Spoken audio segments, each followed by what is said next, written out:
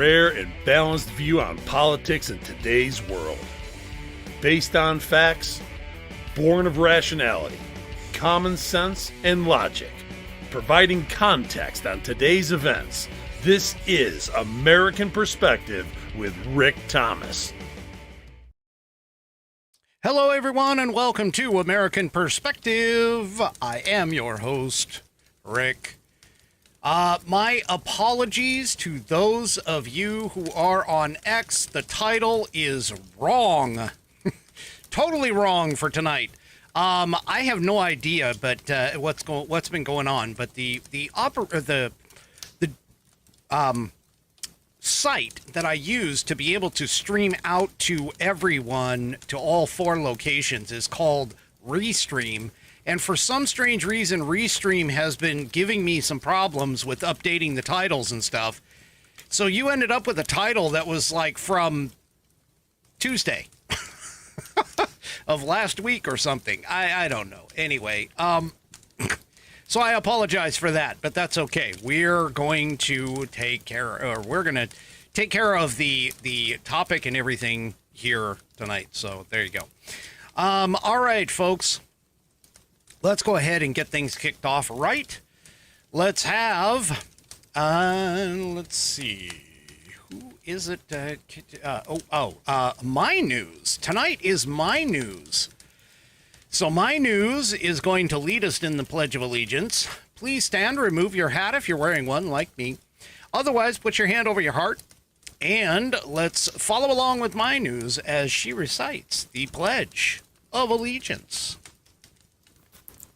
I pledge allegiance to the flag of the United States of America and to the republic of which it stands, one nation, under God, indivisible, with liberty and justice for all. All right. Thank you, My News, for that wonderful rendition of the Pledge of Allegiance. If you would like to hear your version or rendition of Pledge of Allegiance here on the program, all you need to do is record yourself reciting the pledge in your style, and then take that audio file, attach it to an email, and send it to me. Send it to fans, F-A-N-S, at AmericanPerspective.online. That's fans at AmericanPerspective.online. And you'll be able to get, I'll be able to put that into the rotation. All right, tonight we are going to be talking, or tonight's headliner promo, of course, is by the maker of these wonderful patriotic shirts that I wear almost every single time. The reason I say almost is I actually do have my own logo gear as well. I just don't push it very often. But anyway, these shirts, they come from theflagshirt.com. Theflagshirt.com, they have a seasonal favorite set up right now because, of course, if you want to get patriotic for the holidays, what better place to go than theflagshirt.com? Now, theflagshirt.com has styles for men, women, children. They also have accessories that are all decked out in the good old red, white, and blue. You also have Made in the USA. They still have some election gear as well. They've got hats and socks and all kinds of different things that you can get that are all patriotized and nice and red and white and blue for the patriotic in you. Also, too, if you order $75 or more, you will get free shipping from them. But hey, you know what? I know people don't have the money right now because we're not yet into the Trump years. We're still dealing with the effects of Bidenomics, and so not everybody can pay $75 or more or buy $75 or more of products. So I'm going to help you out as best I can with what is there. If you go to flagshirt.americanperspective.online, that's flagshirt.americanperspective.online, you will get a coupon code that you can enter in the promo code box at checkout at theflagshirt.com and get yourself $5 off your order. Go to flagshirt.americanperspective.online to get your promo code, to drop in that promo code box at checkout at theflagshirt.com and get yourself $5 off your order. Go to theflagshirt.com and get yourself patriotized. All right, folks. So a couple of things that I have on the docket for tonight, and then we'll get into our headliner topic, of course. The first things first, I swear I am not lying to you. I swear that there are certain members of Congress that are extremely stupid. I have no other way of saying it. They are just so damn stupid. I mean, people like AOC, for an example. Yeah, she is arguably the dumbest member of Congress. Okay, let's just put it that way. Although this person could be in the running for that title. Let me explain why. Here in Breitbart, Democrat Senator Mazie Hirono. Now, Mazie Hirono is from Hawaii. Not that that matters. But Mazie Hirono claims that SCOTUS created the ability to own guns in 2008. I thought we had the ability to own guns based on the Constitution of the United States that was written and ratified way earlier than that. Anyway, so during a Senate Judiciary Committee hearing on Wednesday, Senator Hirono claimed the Supreme Court of the United States created the ability to own guns via the Heller decision in 2008. Now, there was a video that was published by Forbes. I'm not going to play it for you because, honestly, you kind of like lose brain cells whenever you listen to these people. But anyway, she began her opening remarks by referencing an earlier hearing in which the entire panel of witnesses agreed that this nation is awash in guns. She went on to stress the phrase awash in guns at least 3 more times, and then said this.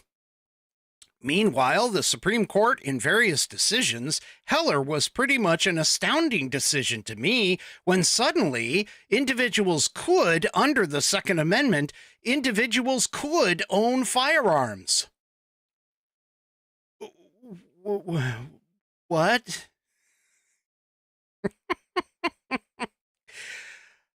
Oh my gosh, and then they wonder why I call them morons all the time. Anyway, she then, of course, jumped to the Bruin decision, feigning shock that suddenly we're supposed to look at what the founding fathers thought about in 1791 or some astounding time frame such as that. Where the hell has she been? She's been in Congress for quite some time. I'm at a loss. Where do we get the people to vote for the people to go to Congress and make stupid statements like this? I mean, honestly, where are these people? My gosh. Oh, and if that isn't bad enough, ladies and gentlemen, the Wicked Witch of the West, and yes, I am talking about Nancy Pelosi. Guess what? She is setting herself up to run for re-election in 2026. Oh my gosh, we can't get rid of these people. It's like they just keep coming back. They're like that final boss in video games from way back when that you couldn't kill. This is in the Washington Examiner. Speaker Emerita, yeah, she's whatever. Anyway, has filed for re-election in 2026, setting the stage once again to become a key anti-Trump force. Yeah. The 84-year-old. Now, they just like threw Biden off a cliff because he was, supposedly too old and decrepit to handle Trump in a debate. And so they just threw him off the cliff. But she's all right. I mean, Nancy Pelosi. Anyway, she filed a statement of candidacy on Thursday with the Federal Election Commission after winning a 20th term last week. And remember, I told you yesterday or whatever that you know, they can take the proceeds from any of their fundraising activities and funnel that into their reelection campaign. Well, in order to do that, they have to, of course, file with the Federal Election Commission and let them know that, you know, there you go. Anyway, a spokesperson for Pelosi declined to say whether she's running for reelection, but the paperwork is an early indication of her intentions. So she is intending on coming back for another round of, well, wait a minute, for another round of, we gotta pass the bill to see what's in it. I mean, I give up. These people, I mean, and they just continually, you know, elect them. They just continually elect them. It's just, I don't even understand. It's sort of like, you know, AOC won her district. Schiff, by the way, he's actually won. He's now a senator, or going to be a senator in 2025, after he was censured for lying by the House of Representatives. Make it all make sense, please. All right. Well, one of the things, of course, that has dominated the news cycle the last several days have been dealing with Trump's cabinet appointments. And one of the things that kind of slipped by, even though a few of us mentioned it, you know, several of us pundits, we kind of mentioned it and we didn't really spend a whole lot of time on it, which was the whole thing about Senator John Thune becoming the, you know, Senate Majority Leader. Well, one of the things that has been on the table for Trump's appointments, or his nominations for his cabinet, and subsequent appointments for those folks, is essentially the idea of these recess appointments. Now, again, just to cover this for those who may not know, I know my Whiskey Warrior P1s and most of the people that are out there on this program are the smartest audience in all of the interwebs. I get that. But just to kind of cover it, to make sure that my mind is clear, recess appointments basically are a method to bypass the confirmation, the Senate confirmation hearings, which can turn into this really huge, long, drawn-out process in terms of bringing somebody on into the cabinet. Well, one of the things that has to go with that, of course, is that the senators, the Senate Majority Leader, kind of has to follow around, or has to agree to these kinds of things. And well, yeah, unfortunately for the Democrats, and this I have to admit, I mean, I'm kind of still holding my nose for this Thune gentleman. I don't know enough about him. I've heard that he's not exactly what would be considered a mega kind of Republican, but we'll have to see. All of that being said, of course, though, here in Red State, Senator Thune agrees with Trump. Recess appointments are on the table to fill controversial cabinet positions. I can think of two right off the top of my head that they would likely use for this, the cabinet positions. One being obviously Matt Gaetz, and the other one potentially being for Tulsi Gabbard. Those two in particular. Pete Hegseth will probably pass. Honestly, I think he'll probably pass. I'm being asked by 3 Chevy, how do we feel about Gaetz? Well, you know, again, I'm not, for everything that I've heard about him is good. I know some people who I trust their opinions. They all say that he is good. So I think it's going to be a good appointment. I have a feeling there's a reason why he chose Gates. But yeah, I'm not in the position to necessarily second guess or Monday morning quarterback with Trump at the moment. So, I'm just going to be, kind of going along with the flow for the moment to sort of see what happens. I will say this much though, and I agree with you, Pike Herrick.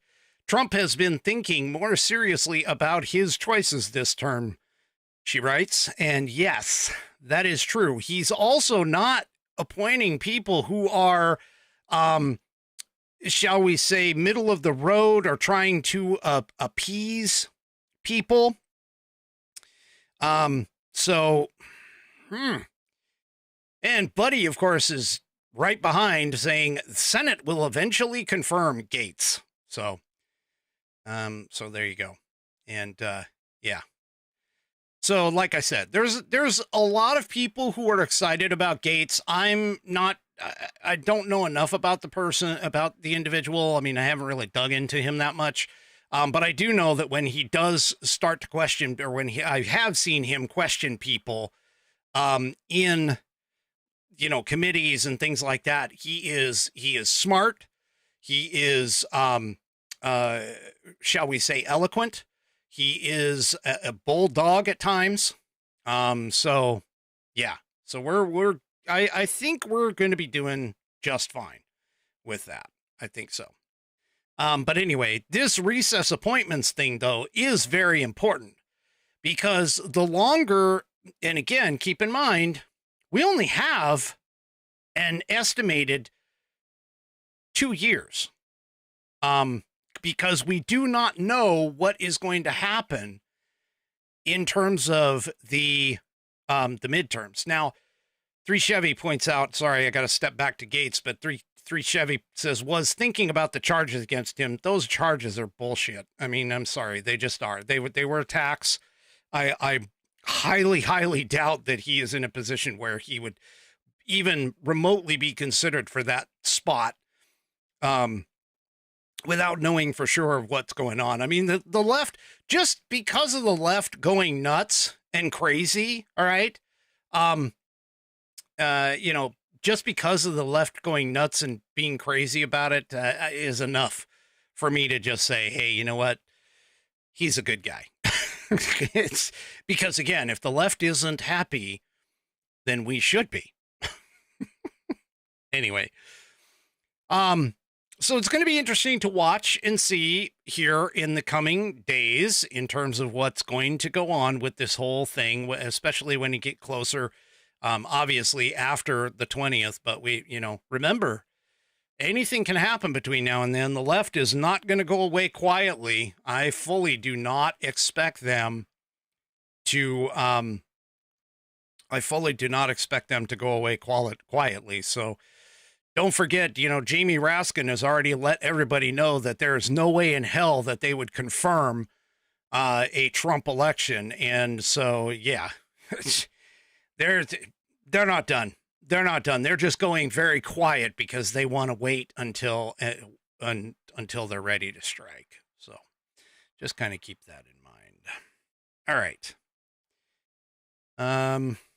So one of the things that's obviously been tossed about all of this, and I mean, again, keep in mind, this has been a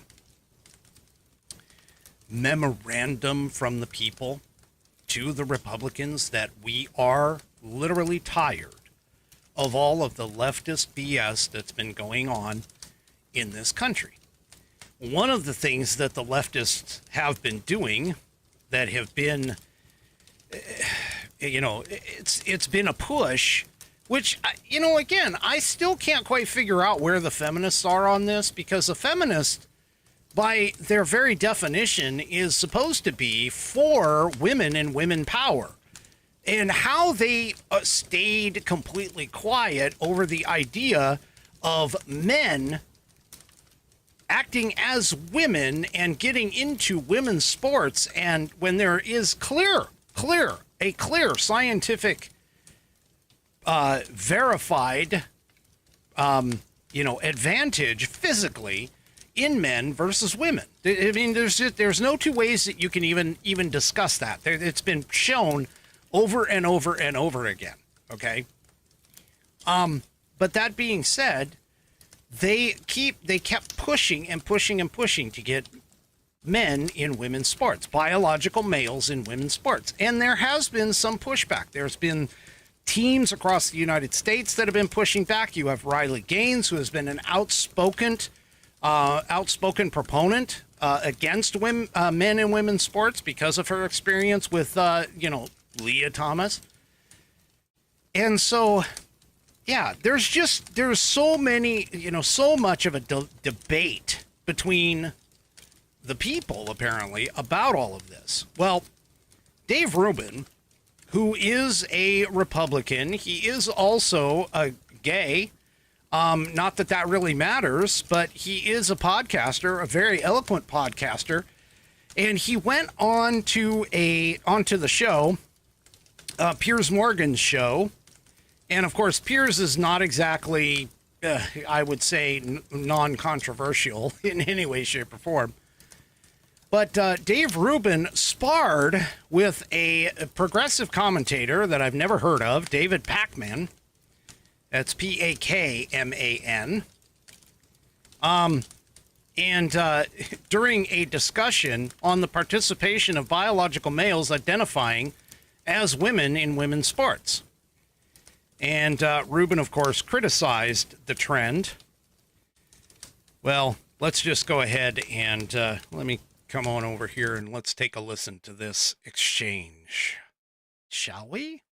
Look, your whole career. Well, first, this works. This is how first you off, got I'm only married. gay. I'm only gay starting at 10 p.m. What time is it? We'll have to check on that. But actually, you're completely right, Brianna. You're completely right. What's happening with the left is that these saviors, these progressive warriors that you see in these boxes here, think that they know more about these people than they know about themselves. Absolutely ridiculous. And by the way, this has nothing to do with a well-funded evil money machine that the Republicans were doing. There's something called boys and girls. And Rubin's they are the right different. guy to talk about and that, isn't he?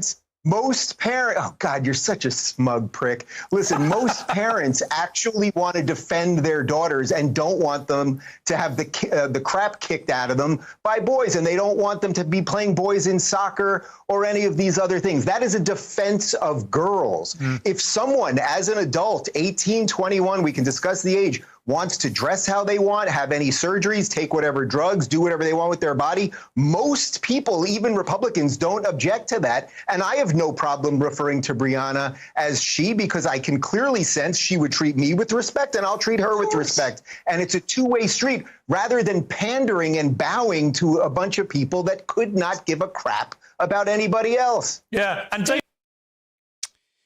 All right. So, yeah, he kind of put it out there. The funny thing about this, I won't say, well, funny is really not the best word for me to use with that whole thing. But the situation here is that the left seems to think that the right and conservatives are like against all of this from a standpoint of an individual, one-on-one level basis. We're not.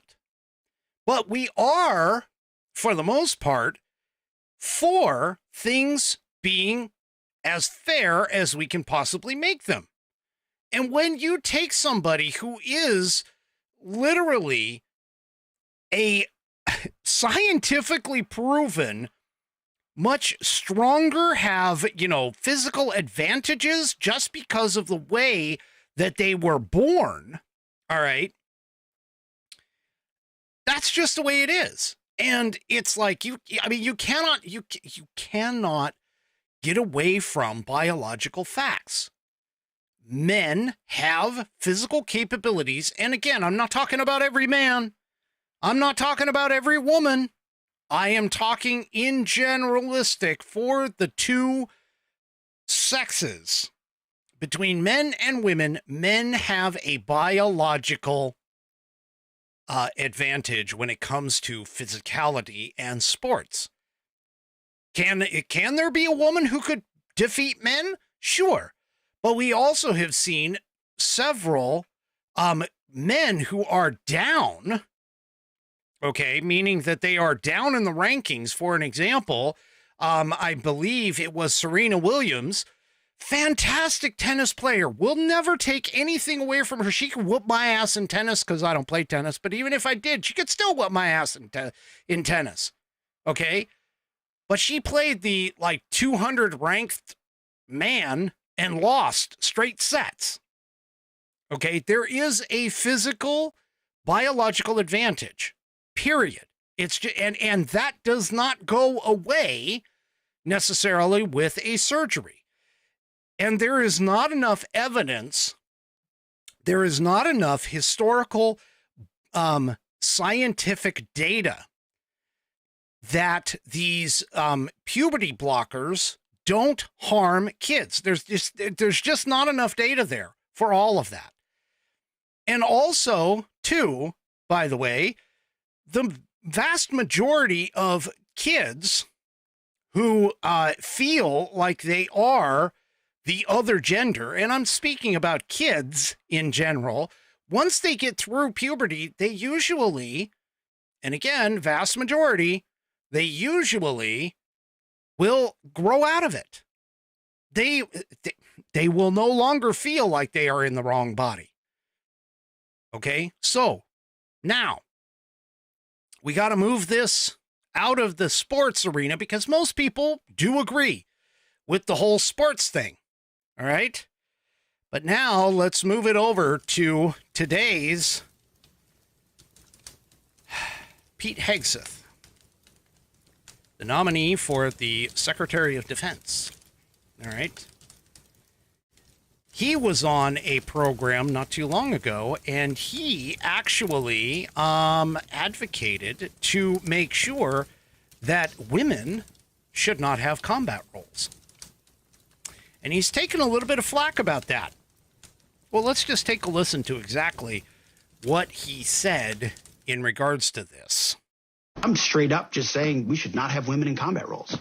It hasn't made us more effective, hasn't made us more lethal, has made fighting more complicated. We've all served with women, and they're great. It just, our institutions don't have to incentivize that in places where not traditionally, over human history, men in those positions are more capable. And he is now taking some flack off of this. But ironically, a few people have actually stood up and have now taken his side. And that's including this woman who is an Army vet. Here in the Daily Wire, take it from a female Army vet, Pete Hegseth is right about women in combat. The end result is always lowered standards in the name of equality. So here's the thing that was the Sean Ryan show with Pete Hegseth was on the Sean Ryan show discussing it. Okay.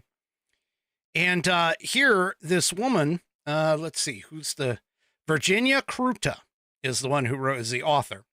She says, as a woman who served proudly in the U.S. Army for 10 years, 5 in the Army Reserve and 5 on active duty, I wholeheartedly agree with Hegseth here. Women should not be placed in combat roles. Okay? She says, it's important to understand that I'm not saying, and neither is Hegseth, as far as she can tell, that there are no women who could handle combat. I'm quite certain that women could, but I'm just as certain as there are a fair number of men who could not either. She continues, I'm also not saying that even if they weren't supposed to be in combat roles, some women won't end up in combat scenarios in the chaos of war. That's happened. It's happened quite a lot. Okay. And she calls that out. History is replete with examples of the heroics of non-combatants, so we know that happens. In fact, I've even read of a couple of them, like Molly Pitcher, for an example, in our own American history, where she took care of a lot of people in combat. Okay, but she obviously was a woman. But anyway, She says that is the reason every soldier, regardless of sex or occupational specialty, spends the first 10 weeks of the Army completing basic combat training. Males and females alike train on weapons like the M16A2, which is now, I think, the M4, hand grenades, and Claymore mines. I even got the chance during training to fire an AET-4 rocket launcher into a junkyard full of retired tanks. She says 5 stars, highly recommend. I guess women like to blow shit up too. Anyway, she continues, what I am saying, however, is putting women in combat should not be the goal. And the reason for this is simple. Most can't and shouldn't handle it. And that fact is made abundantly clear by the fact that most, G.I. Jane notwithstanding, can't even make it through training and meet the standards set for men in the same roles. Now, here's the thing. I have served. And in my particular military occupational specialty, that was not a combat role. I had women in my unit. And believe me, there is nothing wrong with them. There's nothing wrong with women being in units, okay? In the military complete. They are, they're intelligent. They're very capable in terms of their thinking. Sometimes their thinking is even less, more of an advantage and less of a hindrance than men have. Okay, because men think in a certain way, and in case you haven't lived with a woman or been around women for most of your life, like I have, they think differently than we do. All right, as a man, they do. They just think differently. And that's a positive and a negative. It goes both ways, folks. But here's the thing. You cannot get away from the fact that women in general have certain physical differences that in some cases are a clear detriment.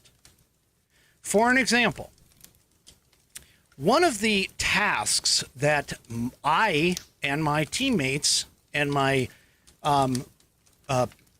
company mates, battalion mates, platoon mates, squad mates, whatever you want to call them, okay, would have to undertake is, as a part of setting up our communications rigs, we had to pound in a 6-foot copper ground rod into the ground with a sledgehammer. Now, that sledgehammer, granted, was only about 8 pounds, give or take, all right?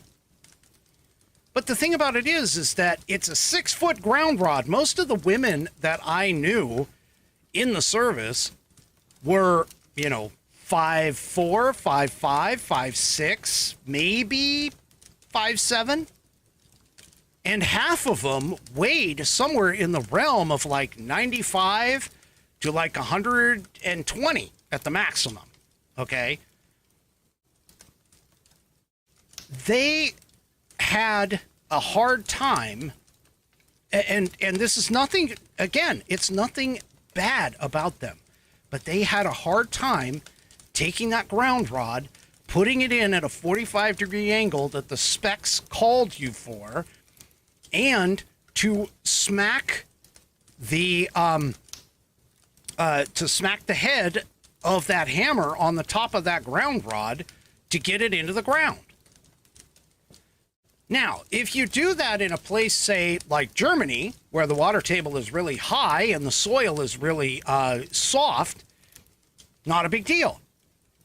But if you go to places such as Texas, where I was at Fort Hood, now named Fort Cavazos, or at the National Training Center in California, which was the simulation center for the desert, or potentially, and I'm guessing only because of the pictures that I've seen of Afghanistan, I would imagine that Afghanistan and Iraq and so on and so forth, they wouldn't have any soft ground.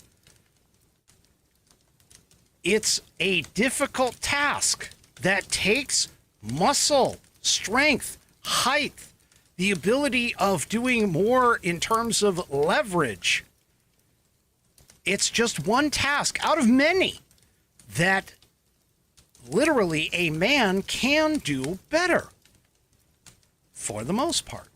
And again, keep in mind, I'm speaking in generalities. Well, here's the thing. Studies have actually been done on this kind of thing. For an example, this from the National Library of Medicine, okay, there was an evaluation of the performance of females as light infantry soldiers, which for those of you that may not know, that is combat arms, okay? Here, take a look. Right here in the abstract, and this, I mean, all they were doing was evaluating the medical conditions, the incidences of overuse injuries and attrition, meaning those that left, okay, the Army due to or in this particular case, it was the Army, due to medical challenges. Let's see if I can blow this up a little bit for you guys. So there it is. So here's some of the things they had. The incidences of overuse injuries and attrition of 85 males and 235 female recruits in a light infantry brigade was followed in a 3-year prospective study. Females were shorter than males, had more body fat than males, had a lower, I'm not exactly sure, something like lung capacity, I believe, than males. And then they had more stress fractures, okay, than males. And here's the difference. 21% of stress fractures and 2.3% stress fractures in the males. Had more anterior knee pain, 41% in the females. Males had 25%, rounding up. 3-year attrition was 28% for the females and 37% for the males. The females in this study successfully served as light infantry soldiers, but their lower fitness and high incidences of overuse injuries might impede service as regular infantry soldiers.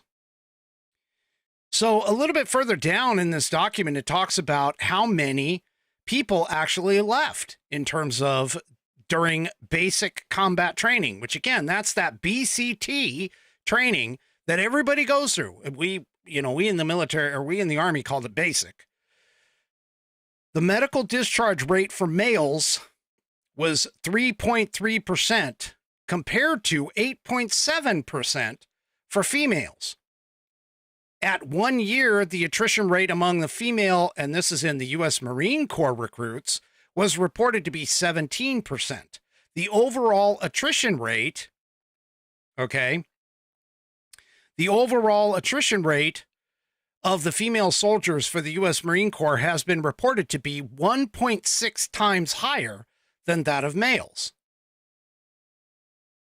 Now, there's other issues, and it's not just their injuries that are the problem. And by the way, I'm using the word problem or the issue, okay? Issue is probably a better word than problem. But the issue with having women in, and here's another, even in the military by itself, in any kind of a field deployable situation, okay? My particular MOS was, again, field communications operations.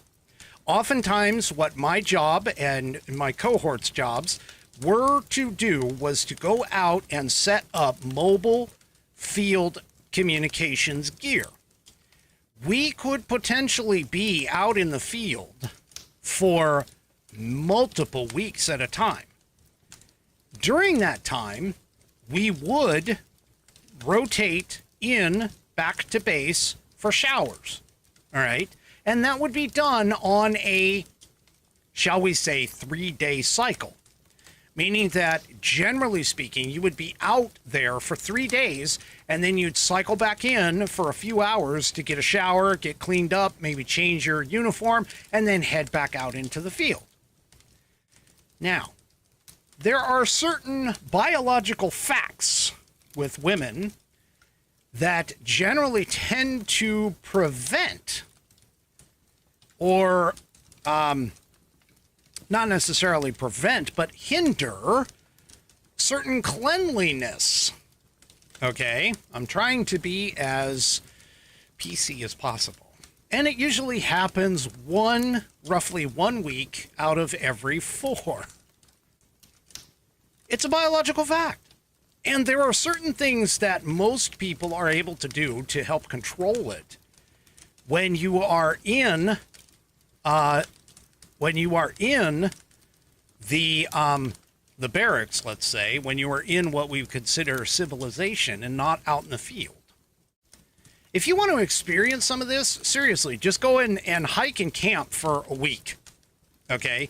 There are methodologies and ways to mitigate some of these challenges that are here. But think about this. If you had a situation where you were in a combat unit, okay? I'm being told to stop stepping around the bush here. But if you're in a combat unit and you're going out into combat and, you kind of have one of those menstrual cycles going on, yeah, that's not cohesive or conducive to being ready 100% of the time in combat situations. It's a challenge. It is a challenge. But we need to understand and realize that there are things that are beyond the ability to mitigate the impacts of these situations out in the field. Now, studies have also shown, too, as well, by the way, Amy's asking me, how do I know that? Serving in the field with women on 2 to 3 week deployments. We'll leave that alone. Anyway, so there's also the situation where they have done studies where you have commingled units, okay, meaning both males and females in the units. And there are challenges with things like cohesiveness, okay? It's a plain and simple fact, I'm sorry, but men will not in any way, shape, or form do the kinds of things that males do that promotes camaraderie in mixed company. It's just not socially acceptable. And women, by the way, are of the same setup. I mean, you women have your own methodology and, practice of quote unquote locker room talk. Okay? The cohesion it just doesn't happen. It doesn't meld like a close combat infantry unit really should have, or any kind of combat arms unit. I mean, if you talk to anybody who has been in combat, Sean Parnell is a perfect example. If you have a chance to read his book, Outlaw Platoon, even in the first stages of their deployments, even the men had problems meshing. Now, just imagine if you added into that a female or 2 or 3 or 4, or let's just say even up to half of the unit being women. That time it would take to meld, and this is nothing discriminatory about either sex, to be honest with you. But that time for the two of them to meld, or for the group to actually meld and gel together, takes longer. It's just been shown in studies. Also, too, you have the general effectiveness altogether of units. And there was one in particular, where the Marine Corps, they put together a study. Now, granted, this is back in 2015 when this was published, but here, this is the NPR, for an example. The Marine Corps releases results of study on women in combat units. Now, the Marine Corps took a year-long study testing whether women can survive the rough, grueling world of ground combat. Well, the details are actually stark. Okay. What they say is that all male units outperformed mixed gender units across the board. And here's the decision Marine leaders have to make now, to ask the Pentagon to still bar women from combat or push tougher physical standards to let them in. Okay. So again, the Marine Corps did a full year-long study. All right. And they found that on many, not all, but many of the standard combat tests that were performed during this entire, just in training period, they found that the women tended to slow things down because the unit had to go a little bit slower. They tended to take longer to perform some tasks and things like that. Again, there's nothing wrong with that. It's just a fact. And the problem becomes when people are sitting here and they're getting so uptight about just simple biology and biological facts about things that they tend to look at it from an emotional standpoint rather than looking at it from a rational and objective viewpoint. Women in combat traditionally has been, let's admit, a little male chauvinist, okay? A little bit of male chauvinism. And I'm sorry, but I personally was raised, okay, to be deferential toward a woman in certain situations. Like, for an example, when you are walking with a woman down the street, the man takes the side of the road, meaning that he puts himself in between the woman and the danger, the potential danger. When a woman and a man come up to a door, I open the door for her. It's called courtesy. It has nothing to do with whether I think that I am better than her or that, God forbid, that she can't even open the door for herself. It is a matter of courtesy. And it was the way I was raised. Okay? And realistically, that's the way things should be. There's also been some studies, and unfortunately I didn't find one, but there's also been some studies that have shown that in combat, okay, combat situations, when a woman gets hit, either injured or potentially killed, that there is a psychological change in the men, meaning that the men no longer focus on the mission. They turn their focus onto the injured female. And it is an ingrained psychological condition. I can't remember what they call it, but there's a specific terminology for it. Okay.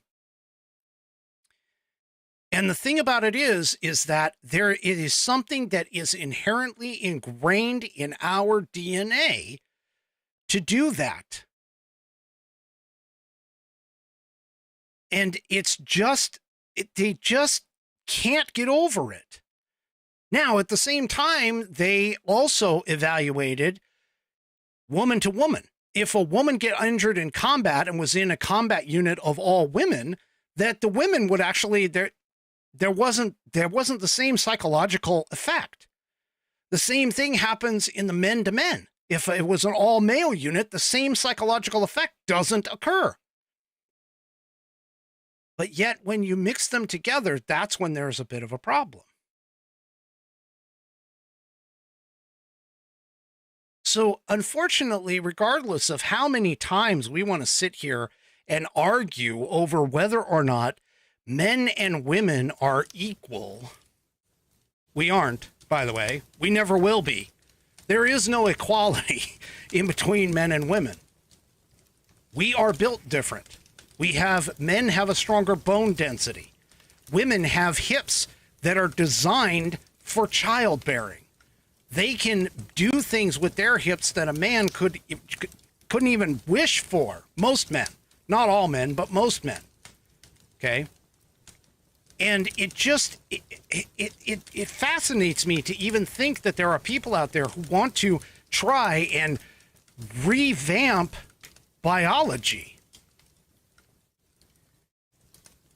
Now, don't get me wrong. Okay, women can serve in combat roles. There's no reason why a woman can't serve as a fighter pilot. They've been proven to be very effective. There's been history where women actually outdo men when it comes to shooting in terms of being snipers. There's snipers that are out there, that women snipers that would put some men snipers to shame. But it's not across the board. It's not something that can be done all the way across the board. And it damn sure shouldn't be done in a combat unit where speed, agility, efficiency, strength all come into play in combat. We can't afford that, folks. We can't afford that. Like Pycaric over on Rumble says, just appreciate the differences and the responsibilities of men and women. I agree. I totally agree. All right, couple last things here before we head out for the weekend. You know, when I was going around and talking to, excuse me for just a second, I got to take a drink for a second.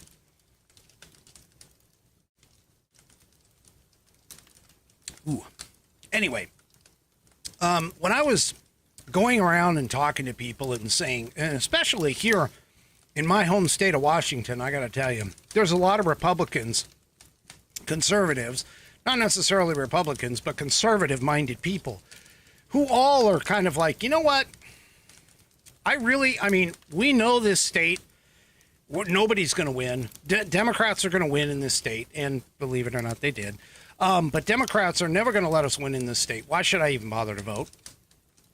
Well, a story out of Florida. Hat tip to 3 Chevy for sending this to me today. This is why you vote, folks. This is exactly why you vote every single time, no matter what happens. A vote, vote, vote. West Melbourne election. Recount ends with incumbent Frampus winning by one singular vote. That's right, folks. Incumbent West Melbourne City Councillor Stephen Frampus, that's Phrampus, won re-election by a single vote after the final 2 ballots from voters who mailed in their selections from overseas were counted on Friday. Frampus finished ahead of former city councilor Adam Gaffney in the race for 5th place in the 7-candidate election, 4,995 to 4,994. The top 3 finishers won 4-year terms, and the 4th and 5th place finishers won 2-year terms.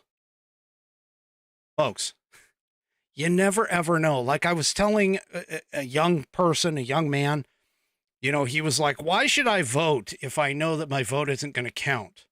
And he was referring to the presidential election. And as I pointed out to him, yes, in the presidential election, you're right. Your one singular vote may not necessarily count. But not voting at all throws away everything that comes underneath it.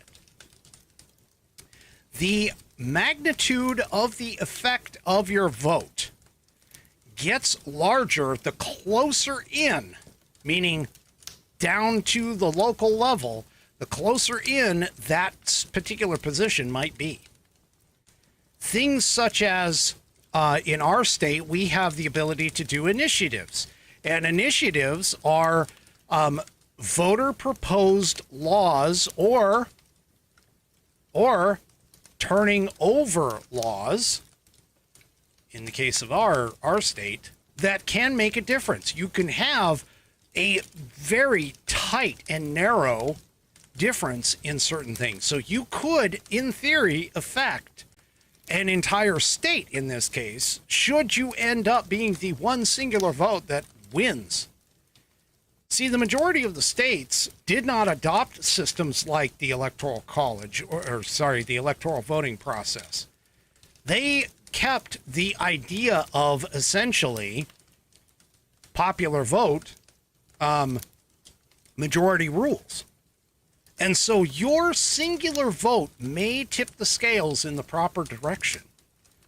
So folks, if you ever think that, oh, my vote ain't going to count, it will. Guaranteed, at some point in time, your vote is going to make a difference somewhere on that ballot. And you can't just throw it away just because you don't think that your presidential selection is going to matter. You have a lot more than just the president on the line. As I was telling you the entire time before the elections, make sure to vote, because it's not just him, in this case the president, it's not just Trump that we have to get elected. We have to gain the votes of both the Senate and the House in order to be able to implement everything that is right and good for the country. That's why we're sitting where we are today, is because everybody voted. Now, one more thing. You remember I was telling you about the whole FEMA problems with the, workers in Lake Placid being directed to ignore victims in households that displayed Trump flags and so on and so forth. Well, apparently, Ron DeSantis, governor extraordinaire, is taking care of that problem because here in Just the News, Florida sues former FEMA officials over Hurricane Helene and Milton failures. So the state of Florida is suing current and former federal employees personally for allegedly ignoring storm victim households solely because of their political affiliation. Attorney General Ashley Moody sued current and former FEMA officials for conspiracy to discriminate against Florida hurricane victims because they expressed support for President-elect Donald Trump. According to those whistleblower reports, workers in Lake Placid were directed to ignore storm victim in households that displayed Trump signs or flags. Moody sued Deanna Criswell, the FEMA administrator in her individual capacity, and Marnie Washington in her individual capacity in U.S. District Court, Southern District of Florida, Fort Pierce Division. The complaint, which demands a trial by jury, alleges they directed federal relief workers to avoid homes advertising Trump. So, there you go. He still seems to be, Florida itself seems to be pretty damn good when it comes to doing stuff like this, but obviously, Ron DeSantis is still being the governor extraordinaire down there for this. So, anyway, just wanted to bring that up. Alrighty, folks, that's it for me this evening. Do me a favor, if you haven't already, head on over to rumble.com, get yourself an account. It is free. And once you are there, make sure that you search up the American Perspective channel, as well as hit that green follow button. Hit that green follow button to make sure that you get notified every time that I go live. Also, too, hit all those thumbs up button, like buttons, everything else across all of my outlets, whether it is Facebook, YouTube, X, and Rumble, of course, on all of them, because that helps elevate these videos that I do and exposes them to a larger audience. We will see you tomorrow night. It's Saturday tomorrow night, so I am 1 hour later. So Saturday night, 6 p.m. Pacific, 9 p.m. Eastern Time, right here on American Perspective. You guys have a great rest of your evening. We'll see you tomorrow. Good night, everybody. The previous broadcast was produced and is owned by Active Eye Media LLC. All rights reserved.